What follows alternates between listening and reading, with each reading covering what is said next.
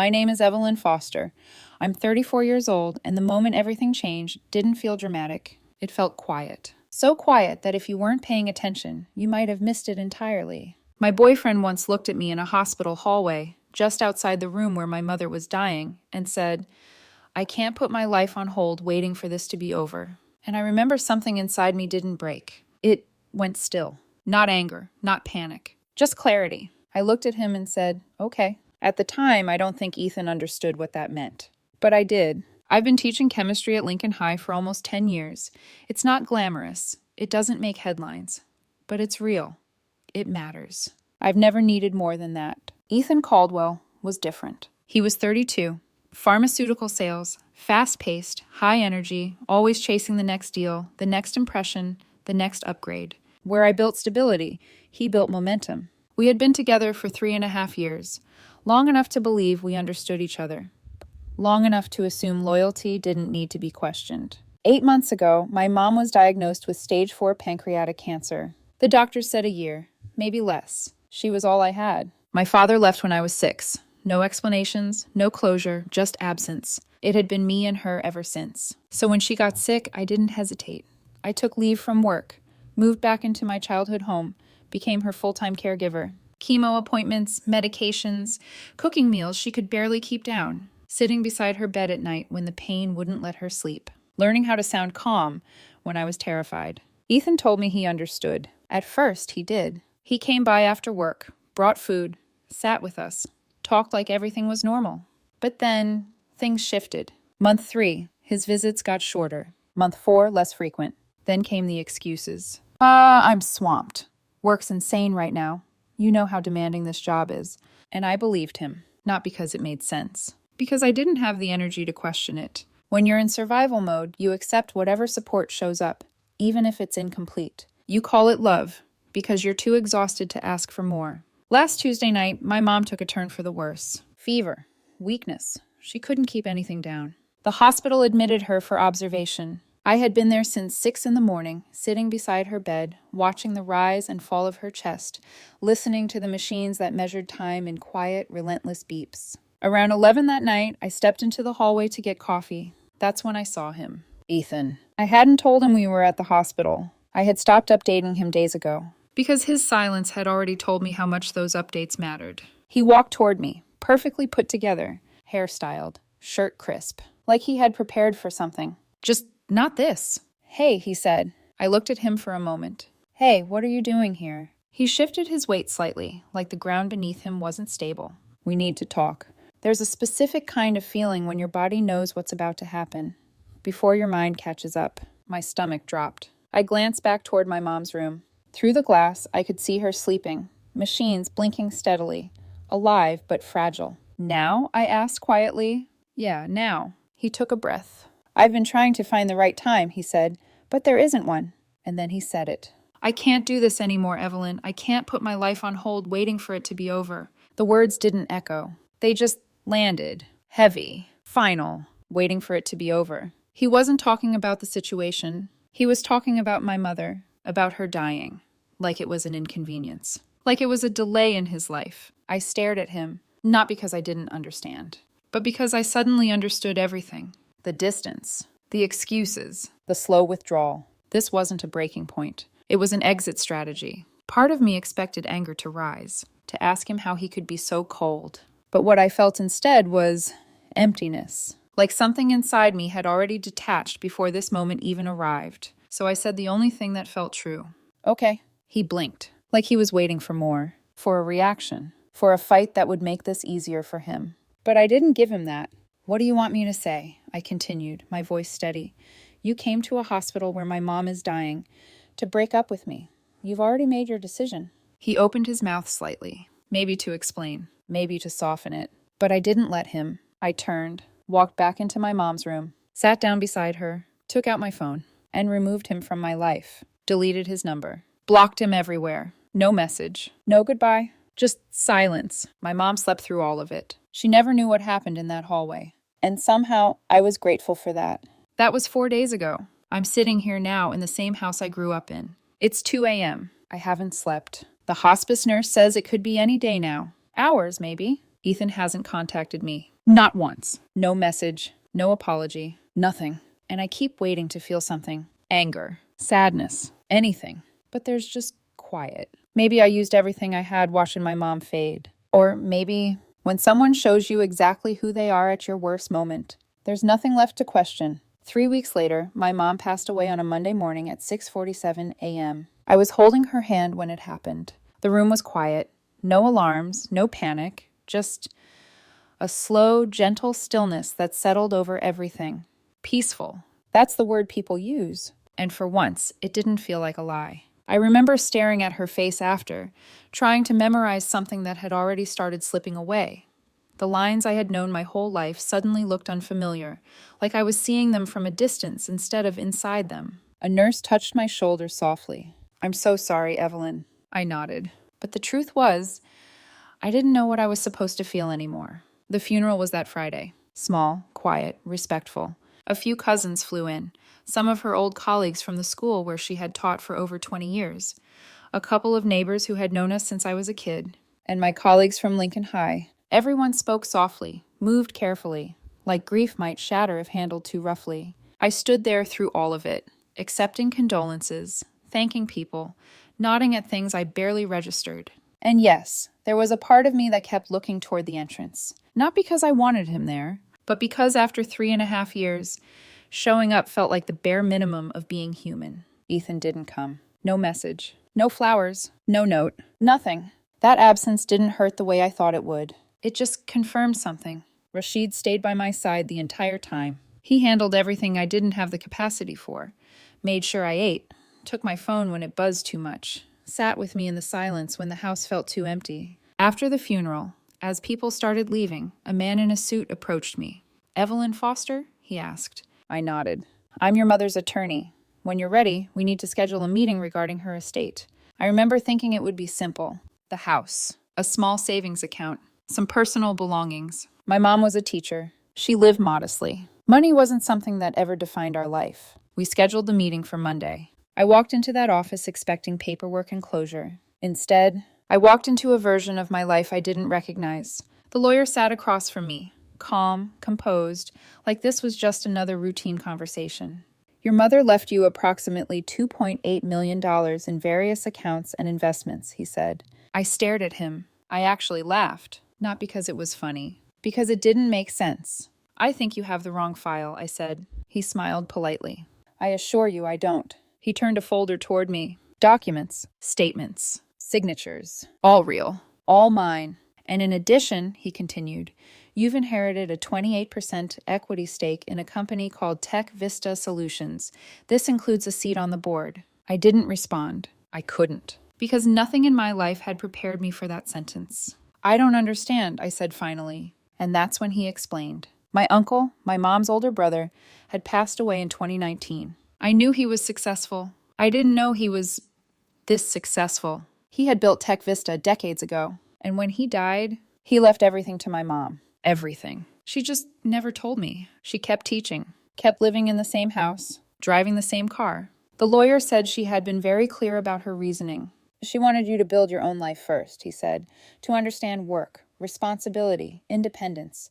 She planned to tell you when the time was right." Cancer didn't give her that time. I sat in that office for 2 hours, staring at numbers that didn't feel like they belonged to me, at a story I didn't know I was part of. Rashid had to come pick me up because I wasn't in any condition to drive. That night, I sat on the floor of my mom's living room with a glass of whiskey I barely tasted and a pizza I didn't remember ordering, trying to process the fact that everything I thought I knew about my life had missing chapters. A few days later, Rashid was sitting across from me, scrolling through his phone. He went quiet. That kind of quiet that feels deliberate. "Don't look," he said. Which of course meant I immediately reached for the phone. "What is it?" He hesitated, then handed it over. It was a post. Tagged location, Le Pigeon. A restaurant I had only ever seen in photos. The kind of place you don't go unless you're celebrating something or proving something. The photo showed Ethan, Madison, and 2 other people I didn't recognize. Everyone dressed perfectly. Glasses of wine, smiles that looked effortless and expensive. That polished, curated version of happiness. The caption mentioned an upgrade, and it tagged someone. Brielle Caldwell. I clicked her profile. Conference photos, luxury settings, a watch that probably cost more than my yearly salary. Title, VP of Sales. And then I saw the date. The post had gone up. The day after my mom's funeral. I felt something then. Not anger. Not even sadness. Clarity. Sharp, clean, unavoidable. It wasn't about timing. It was about priorities. Ethan didn't leave because he couldn't handle my mom being sick. He didn't leave because I wasn't present enough. He left because he found something better. Or at least, something that looked better on paper. Someone with status, money, momentum. Someone who didn't come with hospital rooms and quiet suffering. And suddenly, that hallway made perfect sense. It wasn't just cruel. It was efficient. He chose the moment when I had nothing left to give. So he wouldn't have to deal with anything complicated. I handed the phone back to Rashid. Block them, I said. All of them. He studied my face.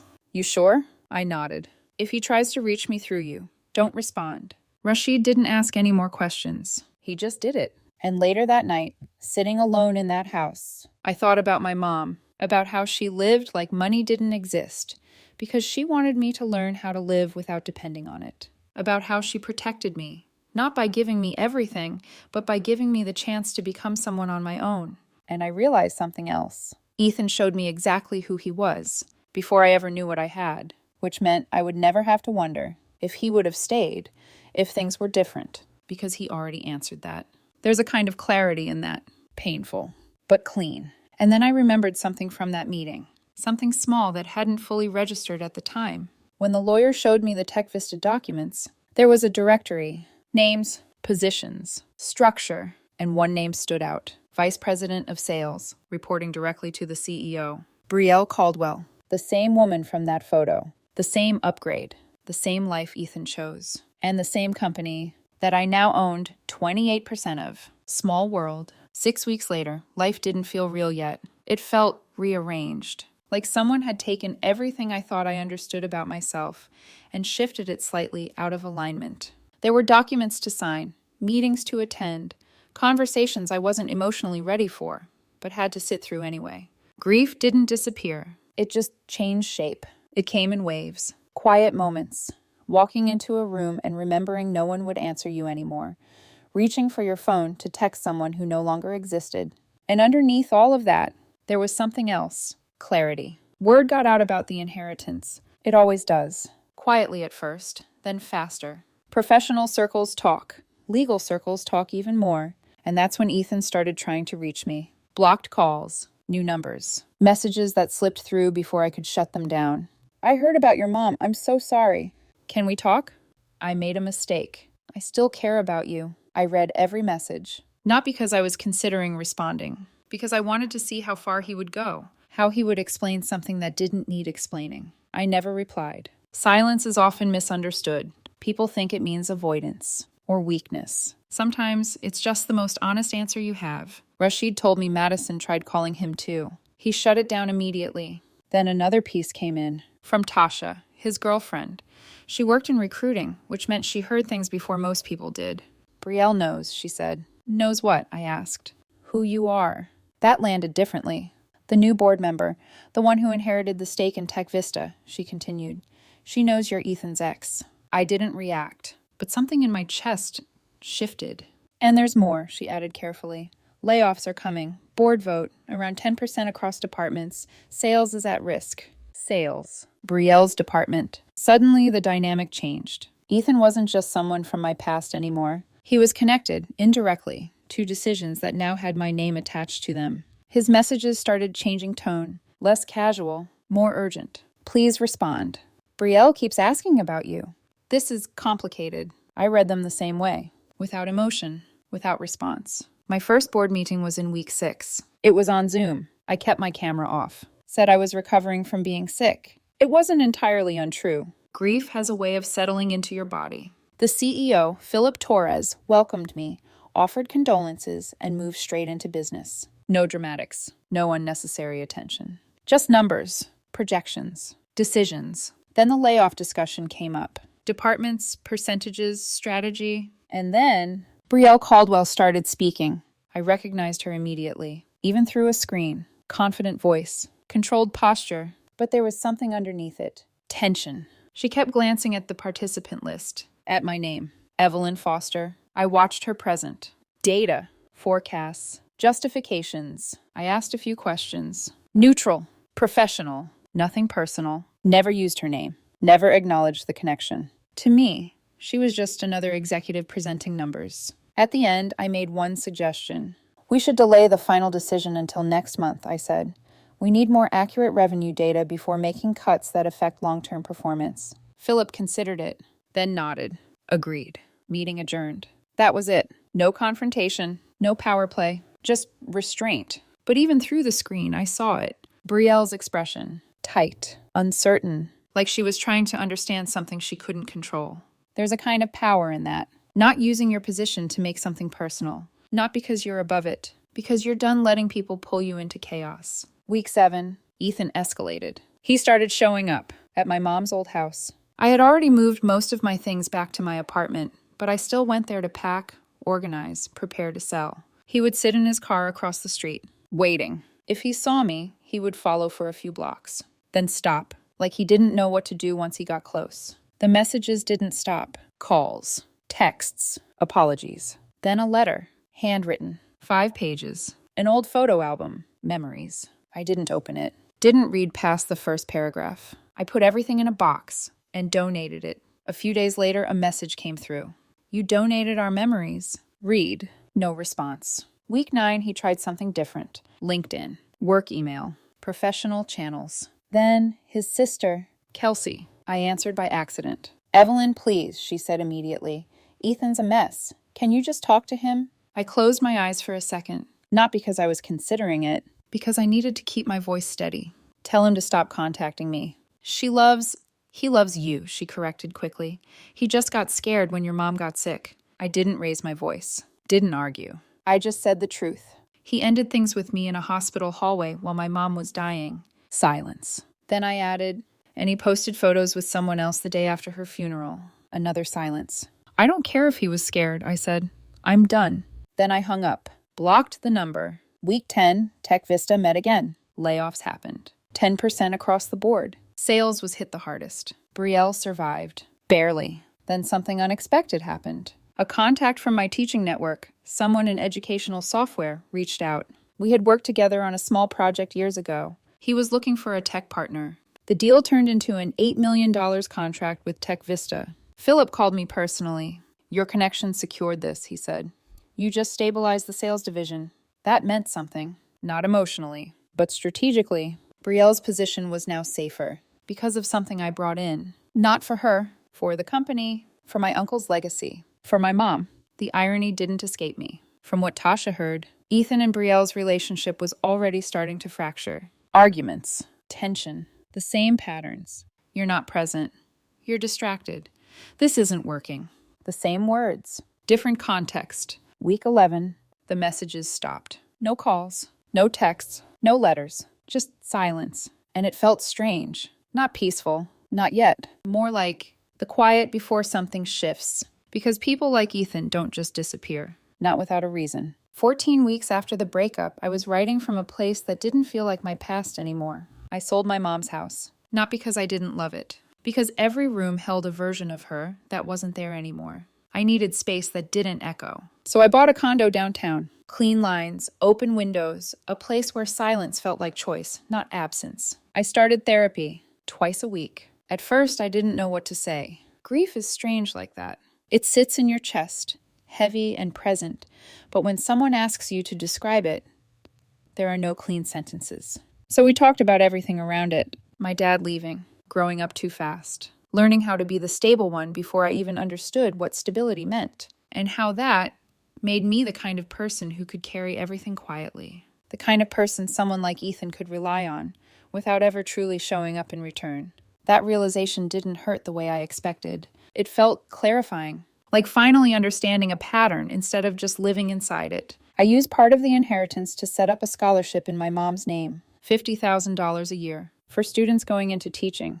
The first award ceremony was scheduled a month later. I knew she would have loved that. Not the money, the purpose. I also planned a trip. New Zealand. It had always been on her list. Places she wanted to see, but never made time for. So I went. Not just for me, for both of us. Tech Vista meetings continued. Expansion plans, strategy discussions. I stayed involved, but at a distance. I didn't want to run a tech company. I wanted to protect it. Protect what my uncle built, what my mom quietly preserved. Brielle Caldwell was promoted. Vice president to senior vice president. Bigger title. More responsibility. After one of the meetings, she sent me an email. Short, professional. Thank you for your support on the recent contract. I appreciate your approach in the meetings. I read it once. Replied with one line. You're welcome. Focus on performance. That was it. No past. No acknowledgement. Just business. Then week 13, a message came through from an unknown number. This is Brielle. I ended things with Ethan. He's been hung up on you since the beginning. I need someone who's actually present. I thought you should know. I stared at the screen longer than I expected. Not because I cared about the outcome. Because of the words. Actually present. The same logic. The same reasoning. Just redirected. Karma doesn't always arrive loudly. Sometimes it shows up quietly. Repeating a sentence you've already heard before. I didn't reply. Blocked the number. The next night, another message came through. Ethan. I don't know how he got through, but he did. And this time, I read it. It was long. Apologies. Regret. Explanations. I made a mistake. I thought I was choosing the right path. I didn't understand what I had. I lost everything. He wrote about Brielle leaving him, about realizing too late what he had done, about how he finally understood the weight of that hospital moment. And then, I'm sorry, I read it at 11:34 p.m., sitting in my new apartment. Boxes still half unpacked, a life still in transition. And for a second, I felt something. Not love, not anger, just recognition of who he was and who he had always been. Because therapy had already taught me something important. There's a difference between regret and accountability. Regret is about loss. Accountability is about understanding the harm you caused. Ethan didn't reach out when my mom died. Didn't show up when it mattered. Didn't care when I had nothing to offer. He reached out after everything fell apart for him. After his upgrade failed. After he was alone. That's not growth. That's panic. If Brielle hadn't left him, that message wouldn't exist. If the inheritance never happened, he would still be living that other life, posting photos, calling it progress. I looked at the screen one last time, then locked my phone. No reply. And there never will be one. Because closure is not something you owe someone who used your hardest moment as their exit. A few weeks later, I was sitting in a cafe in Auckland, overlooking the harbor. The air felt different there, lighter, like it didn't carry the same weight as everything I had left behind. That morning, I did something my mom would have both loved and hated. I went bungee jumping, off the sky tower. She would have been terrified. And then she would have done it anyway.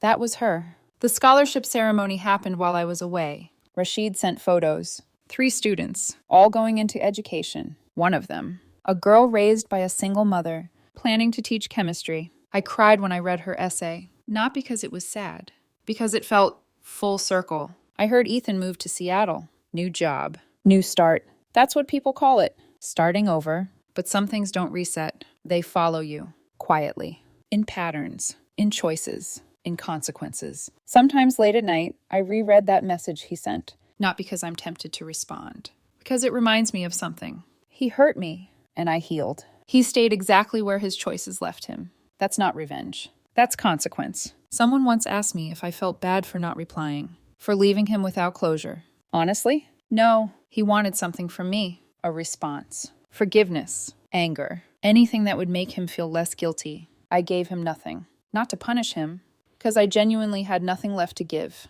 Tomorrow I'm flying to Iceland. The northern lights are supposed to be visible this time of year. I'm going to stand outside, look up, and let my mind be quiet. Because sometimes the worst moments in your life show you the clearest truth. Sometimes the people who leave do you a favor they never intended.